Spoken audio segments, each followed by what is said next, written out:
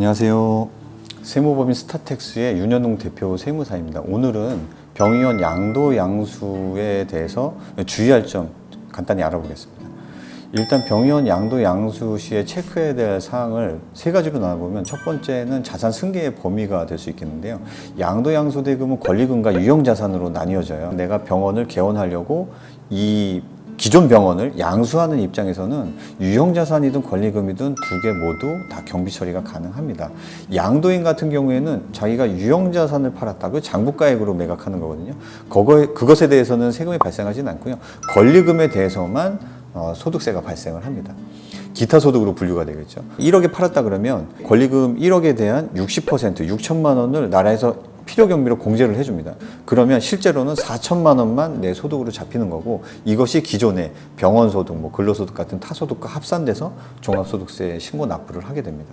양수인이 주의해야 될 점은, 양도양수 금액 전체를 양도인에게 지급하는 게 아니라 권리금 중에서 8.8%를 원천징수, 그러니까 떼놓고 갖고 보관하고 있는 거죠. 권리금이 1억이라 그러면 1억을 그냥 계좌이체해 주시면 안 되고요. 1억 중에 880만 원은 내가 갖고 있고 나머지만 양도인한테 이체를 해 주셔야 돼요. 양수인이 납부를 하더라도 내 세금이 아닌 양도인의 세금을 대신 대납해 준 거죠. 그 880만 원은 다음 달 10일까지 국세청에 납부를 하는데, 그러면 이 돈은 무엇이 되냐면 양도인의 기납부세액이 돼서 종합소득세에서 공제를 받게 됩니다. 미리 낸 세금이라는 뜻이죠. 포괄 양도양수의 경우에는 계산서와 같은 증빙을 받을 필요는 없는데, 일부만 양수할 경우에는 종전 원장님이 이제 미용 성형 같은 과세사업자라고 하면 세금계산서를 발행을 하셔야 돼요. 그래서 양수인도 그 세금계산서를 수취해야 되는 의무가 있습니다. 양도양수에서 주의해야 될 포인트 두 번째로는 이제 고용승계 여부가 있는데요. 고용승계는 이제 원활한 사업의 인수인계에 필요한 사항인데, 반대로 고용증대 세액공제와 그 퇴직금 문제를 좀 발생을 시켜요. 우선 고용증대 세액공제를 살펴보면 이게 굉장히 민감한 문제인데, 고용승계를 받은 인원은 양수한 원장이 처음 고용한 인원으로 보지를 않아요. 기존부터 내가 고용하고 있었던 인원으로 보는 거예요. 쉽게 말하면 기존에 여기서 병원을 하고 있던 원장님이 10명을 고용하고 있다가 이 병원을 팔고 나가신 거예요, 저한테. 그러면 내가 이 인원을 그대로 떠안았어요. 10명을 고용승계를 한 거죠. 그러면 저는 이 10명을 새로 채용한 걸로 보는 게 아니라 기존부터 데리고 있던 10명이다. 즉 고용증대 세액공제를 한 푼도 받지 못하고 여기서 추가로 채용하는 11명째, 12명째, 13명째 채용을 한다 그러면 1명, 2명, 3명 분만 고용증대 세액공제를 받을 수가 있어요.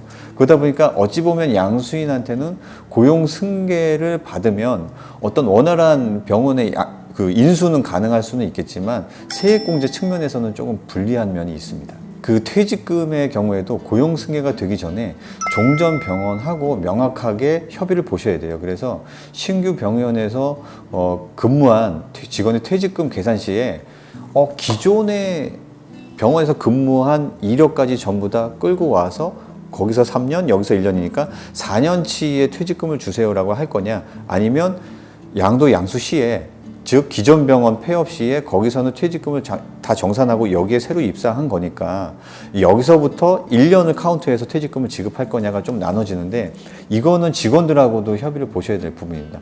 이게 뭐가 민감해지냐 하면 기존 원장님은 퇴직금 다 지급하고 나가셨는데 나는 새로 이걸 고용했을 뿐이야 라고 생각하실 수 있지만, 이 직원들 입장에서는 이 병원에 계속 다니고 있었고 위에 대표 원장만 바뀐 거기 때문에 나는 여기서 3년을 근무했고 추가로 1년을 근무했으니까 내 퇴직금은 4년으로 계산하고, 그렇게 계산된 퇴직금에서 3년은 미리 받았으니 빼고 나머지 1년 퇴직금을 주세요 라고 할 수 있어요. 그러면 퇴직금 금액이 많은 차이는 아니지만 분명히 더 늘어납니다. 이런 부분이 있고, 더 애매한 부분은 뭐냐면, 기존 병원에서 3년을 근무하고 새로 인수한 병원에서 6개월을 근무했을 경우에는 이 직원은 자기는 3년 6개월을 근무했다고 생각을 해요. 하지만 새로 인수한 원장님 입장에서는 이 친구는 6개월만 다녔다가 퇴사한 직원이기 때문에 퇴직금 지급 의무가 없거든요. 그래서 이런 부분들이 좀 예민하게 갈리는데, 노무법인의 그 노무사님 조언을 들었을 때는 퇴직금 지급은 기존 원장이 전부 다 처리를 한다. 그리고 새로운 개업한 원장님 입장에서는 이건 신규 고용이다라는 것을 양도양수 계약서에도 명시를 하고요. 근로계약서를 쓸 때도 마찬가지로 그런 부분을 명시를 한다 그러면 나중에 퇴직금 이슈 문제는 크게 발생하지 않는 걸로 그렇게 말씀을 드렸습니다. 그래서 따라서 퇴직금 문제는 그 연속성의 문제다라고 해서 노무사와 미리 상의를 해서 근로계약서에 명시를 해둬라. 그래야 나중에 분쟁이 없다라고 보시면 될 것 같습니다.